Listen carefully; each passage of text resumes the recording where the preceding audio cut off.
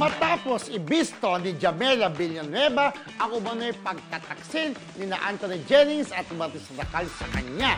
Ang tanong, sa tingin niyo ba ay dapat pang magpaliwanag ang aktor at ipagtanggol ang sarili o manahimik na lamang siya?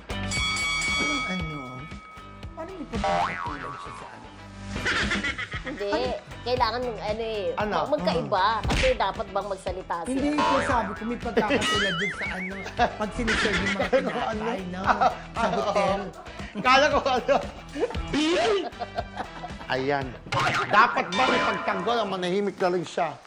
Ako, no.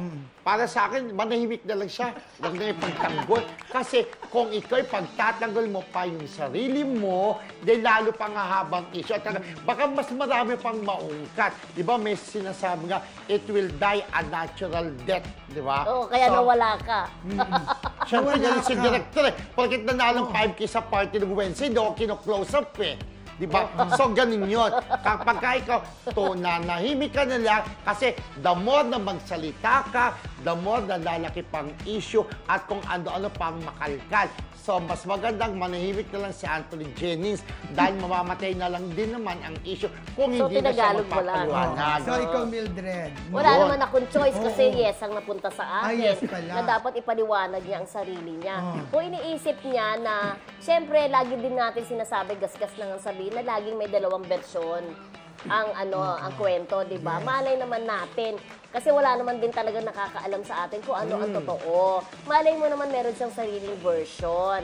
Meron siyang sariling pagpapaliwanag kasi 'di ba? Sabi niya kasi doon sa isang nabasa ko na love, sabi niya saan ka, sabi niya ganon. Hinahanap niya si Jam, mag-usap muna tayo, please. Sabi niya, nakikiusap siya eh.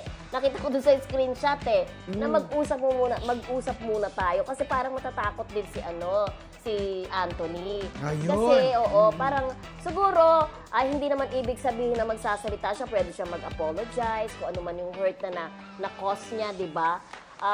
Ganon, parang feeling ko, dapat din siya magsalita kasi yes ang napunta sa akin. Ako naman depende. Siguro dapat siyang magpaliwanag din kasi minsan para malaman ng tao kung ano talaga ang totoo para madepensan mo rin ang sarili mo. Kasi kung mananahimik ka minsan, sasabihin ng iba, ay totoo yan, di ba? Pero depende pa rin, kailangan na lang niya manahimik. Sabi mo nga, di ba, mamamatay at mamamatay lang ang issue na yan. Kaya manahimik din siya. Paano kung mamatay ang career?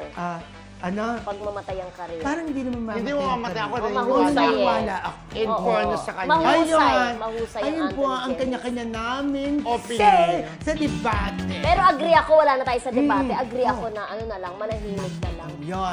I-settle na lang siguro sa privado. Usap sila, diba? Ayan.